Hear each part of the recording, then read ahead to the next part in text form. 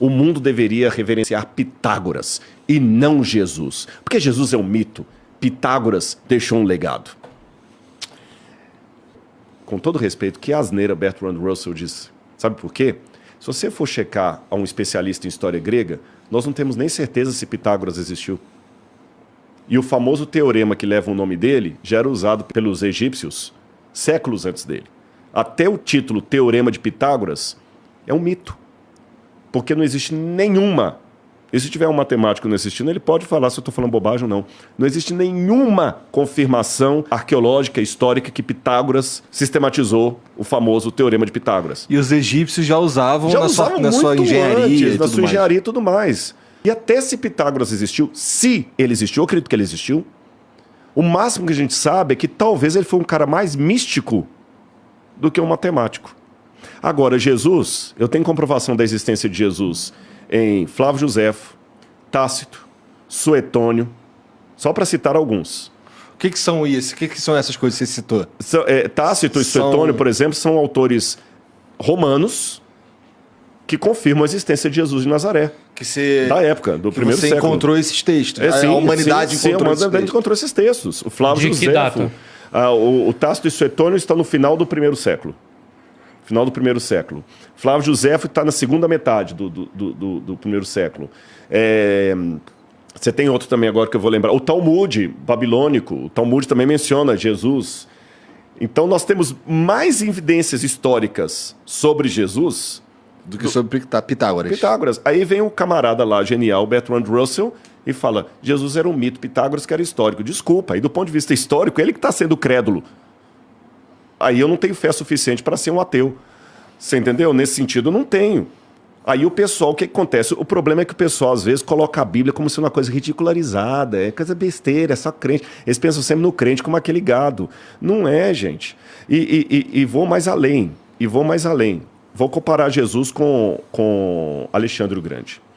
Eu, particularmente, acredito que o Evangelho de Marcos foi composto por volta do ano 50. Eu tenho evidências da papirologia, não vou destrinchá-las aqui por questão de tempo, mas mesmo aqueles que colocam os evangelhos todos depois do ano 70, eu coloco como sendo anterior ao ano 50, 60. Mas mesmo aqueles que colocam os evangelhos depois do ano 70, os evangelhos estão distantes de Jesus 30 anos. Só que a biografia de Alexandre, mais antiga, está distante dele 300 anos. E dessa biografia de Alexandre, que está distante dele 300 anos, a cópia mais antiga que eu tenho está mais 300 anos na frente. Então, eu tenho que supor que essa cópia de 300 anos depois esteja fiel a última coisa que vocês ouviram e torcer para isso ser fiel à vida dele. Exatamente. Agora, os evangelhos estão distantes de Jesus apenas algumas décadas. E você pega o fragmento do Evangelho de João, o papiro, o P52, se eu não me engano, que é nossa, fugiu agora. Daqui a pouco eu vou lembrar. É um texto de João, do Evangelho de João, que data aproximadamente do ano 130. Ele está distante do original de João apenas uns 30 anos. Olha a diferença. Nossa, a gente fugiu agora. O nome do papel é o P...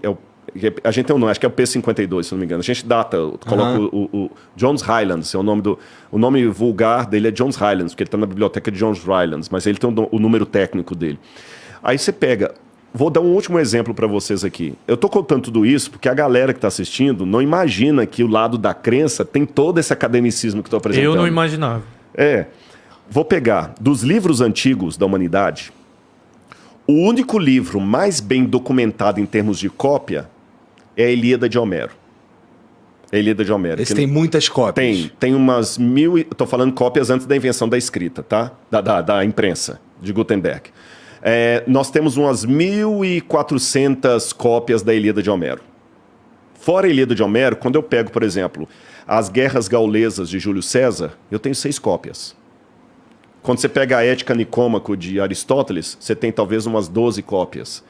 Quando você pega a Tetralogia, você tem umas 5, 6 cópias. Uma disparidade absurda. Aí quando eu pego só o Novo Testamento grego, eu tenho mais de 5.800 cópias. Só o Novo Testamento em grego. Não estou contando as cópias em hebraico. Quando tu fala Novo Testamento, é todo o Novo Testamento? Todo o Novo Testamento. Eu tenho mais de 5.800. É possível que não tenha se deturbado alguma coisa aí. Não, pelo contrário. É? Quanto maior o número de cópias, é o inverso. Quanto maior o número de cópias, maior é a chance de eu saber como era o original. Nossa, que curioso. É o porque oposto, você tecnicamente falando, é o consegue contrário. comparar o que tem de diferente entre esse monte de cópia. Exatamente. Por quê? Porque se eu só tenho duas cópias disso aqui, e uma está falando Bernardo, outra está falando mercado, Não, aí ferrou. eu tenho 50% de chance de estar certo uma ou outra. Agora, se eu tenho 10 cópias e 9 estão falando mercado e só uma está falando Bernardo, eu consigo saber qual que era o original. Sim. Você entendeu? E isso eu estou contando só o texto grego. Que se eu pegar as traduções dos pais da igreja, as primeiras traduções da Bíblia ali, eu vou para mais de 42 mil cópias da Bíblia. Agora que vem o irônico da história. Nenhum livro, nem a Eneida de Virgílio, nem os diários de Marco Aurélio, nada, nenhum livro foi tão perseguido, proibido e destruído quanto a Bíblia Sagrada. E naquela época, fazer uma cópia de um livro era como construir um Rolls Royce manualmente, porque era muito caro o papiro. E os cristãos eram pobres na sua maioria. Eram pobres. E muitas Bíblias foram queimadas, destruídas. Na época de Diocleciano, por exemplo, ele mandou queimar todas as Bíblias. E mesmo quando o catolicismo teve a sua hegemonia na Europa, havia um cânon, por exemplo, eu vou lembrar qual é o nome do Papa aqui, que ele proibia os cristãos de terem Bíblias. E Bíblias eram queimadas a rodo. Nenhum livro foi tão queimado. Agora, olha o contraste da história. A Bíblia foi o livro mais queimado, mais destruído, mais proscrito, mais proibido, e é o livro que deixou a maior quantidade de cópias manuscritas. Os livros que não eram proibidos não foram tão bem preservados. Mas isso se dá a importância da Bíblia. A Bíblia, o poder da palavra está ali. Exatamente. Tipo, até o filme, o livro de Eli retrata muito bem isso. O livro de Eli. Que, cara, com a Bíblia, você pode mudar o mundo. Com a Bíblia, você pode fazer um bem absurdo, mas também pode fazer um mal absurdo com a Bíblia. Assim como é feito um mal com a Bíblia. A gente sabe disso. Tem pessoas que usam a Bíblia para ganho próprio e entre outras coisas. Então, desde a criação da Bíblia, eu acredito que a Bíblia foi perseguida por causa disso. Era um livro perigoso. Era um livro muito perigoso. Que eu pergunto aos meus colegas que não aceitam, que não acreditam na fé.